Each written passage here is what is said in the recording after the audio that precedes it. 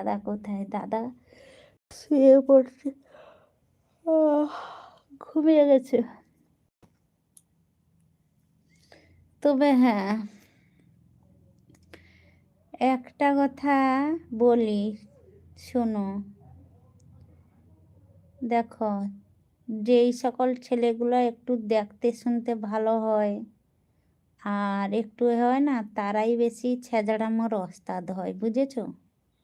আর যারা দেখবে একটু দেখতে শুনতে একটু নরমাল বা কিছু, তাদের ওদের মধ্যে খারাপ কিছু ওগুলা থাকে না, বুঝেছো? তবে হ্যাঁ, আমি অতিরিক্ত দেখতে সুন্দর ছেলেদেরকে পছন্দ করি না।